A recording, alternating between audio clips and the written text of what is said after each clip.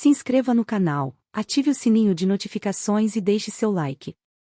Se na tentativa de se afirmar, a criança nunca prevalece diante da força superior dos pais, com o tempo ela aprende que é melhor suprimir a raiva, e assim, não tem a oportunidade de aprender a lidar com esse sentimento nem de se impor. Ela desenvolve crenças como: não devo me defender, não posso ficar com raiva, preciso me adequar, não posso ter vontade própria. Mais tarde, geralmente na adolescência, essa criança pode vir a combater a educação que recebeu dos pais e se rebelar contra a pressão por adequação, mas vai permanecer refém desse sistema, pois na rebeldia encontrará tão pouca liberdade quanto na conformidade. A criança sombra desse adolescente, e futuramente, desse adulto, está marcada pela experiência de ter sido dominada pelos pais. E através das lentes de sua experiência, rapidamente vai enxergar as outras pessoas como dominadoras ou submissas, além de se adequar ou se rebelar em resposta a isso. Somente quando conhecer sua criança sombra e conseguir dissolver todas essas crenças é que essa pessoa vai poder se sentir à altura dos outros. Mamãe me entende. A empatia parental, os pais que não conseguem se colocar no lugar dos filhos, dificilmente assimilam o que eles sentem e do que precisam. É assim que as crianças começam a acreditar que o que pensam e sentem é errado. Se os pais têm dificuldade em se colocar no lugar dos filhos, tampouco conhecem bem as próprias emoções, pois isso é condição essencial para ter empatia. Se, por exemplo, a criança estiver triste porque um amigo não quis brincar com ela, a mãe precisa entrar em contato com os próprios sentimentos de tristeza para ser capaz de entender a situação do ponto de vista da criança. Se ela lida com a própria tristeza ignorando ou ocultando o sentimento, vai fazer o mesmo com o sentimento de tristeza da criança. E por não saber o que fazer, é possível que seja dura com a criança, dizendo que ela não tem por que ficar assim e que esse amigo é um bobo. Assim, a criança aprende que é errado sentir essa tristeza e que é incapaz de fazer bons amigos. Se a mãe, ou outra pessoa próxima, soubesse lidar com os próprios sentimentos e os conhecesse bem, poderia tomar as dores do filho e tratá-las, dizendo algo como: eu entendo que você esteja triste porque o João não quis brincar com você hoje, e poderia conversar com o filho sobre os possíveis motivos de Joãozinho não querer brincar, e sobre a possibilidade de o filho ter contribuído para isso de alguma forma. Assim a criança aprende a dar um nome às emoções sentidas, nesse caso, tristeza. Ela internaliza que não vai estar sozinha quando precisar de compreensão, e também que é possível encontrar uma solução para o problema. A empatia dos pais permite que a criança aprenda a diferenciar e identificar suas emoções, chamando-as pelo nome. E como os pais lhe mostraram que não é errado sentir aquilo, ela também poderá aprender a lidar com o que sente e estar no controle de suas emoções. É por isso que a empatia é o maior critério de competência parental. Em outras palavras, é o meio pelo qual obtemos nossas influências boas ou más. Da genética à personalidade, e outros fatores que moldam a criança interior.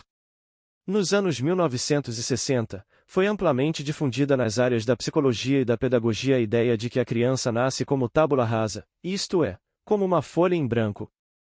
Muitos estavam convencidos de que o caráter e o desenvolvimento de uma pessoa dependiam inteiramente das influências exercidas pelo ambiente e da educação recebida. Devido às pesquisas mais recentes em neurobiologia e genética, essa visão mudou bastante. Hoje em dia sabemos que são os genes o fator crucial a determinar a personalidade e a inteligência. Para ficar mais claro como isso acontece, vamos analisar os traços de personalidade que variam dependendo se a pessoa é introvertida ou extrovertida. Os introvertidos recarregam as energias por meio da solidão, eles se esgotam mais depressa com o contato interpessoal do que os extrovertidos, não precisando tanto desse contato. Se lhes fazemos uma pergunta, eles mergulham em si mesmos para procurar uma resposta e só então falam. Já os extrovertidos conseguem refletir e falar ao mesmo tempo, e por isso, às vezes se surpreendem, para o bem ou para o mal, com o que sai da própria boca. Eles recarregam as energias quando estão em boa companhia e dificilmente gostam de estar sozinhos. Em geral, precisam de uma carga maior de estímulos externos para que seu interesse seja despertado e para que se sintam estimulados de verdade. Já os introvertidos são mais sensíveis aos estímulos externos e logo ficam saturados. Por terem necessidades diferentes em relação ao contato com pessoas, introvertidos e extrovertidos também desenvolvem estilos de trabalho distintos, o que influencia a escolha da carreira. De modo geral, pode-se afirmar que os introvertidos preferem locais de trabalho mais tranquilos, com poucas distrações, onde possam mergulhar em suas atividades por horas a fio. Já os extrovertidos amam o contato com o mundo exterior. Ou eles escolhem uma profissão que preenche essa necessidade de contato, ou então, após uma hora de concentração, precisam de algum contato com pessoas, seja presencialmente ou online, para recarregar as energias. Quando está sozinha, a pessoa extrovertida se sente solitária e entediada mais rápido que a introvertida, independentemente de sua criação ou das influências da infância que marcaram sua criança-sombra e sua criança-sol. Nossa sensibilidade e nossa predisposição ao medo também se encontram dispostas em nossos genes e influenciam o desenvolvimento da autoestima. Algumas pessoas têm um temperamento inato mais forte.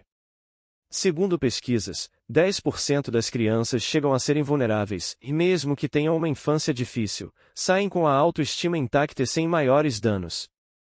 Um terceiro elemento a considerar é a dinâmica resultante de como as características da criança se combinam com as dos pais.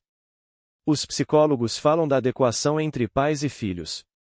Por exemplo, se uma criança com sensibilidade elevada inata tem uma mãe com pouca empatia, talvez seja mais afetada do que uma criança que já nasceu casca-grossa. Da mesma forma, pais de crianças birrentas ou hiperativas têm mais dificuldade em reagir de forma adequada, pedagógica e emocionalmente falando, do que pais de filhos dóceis.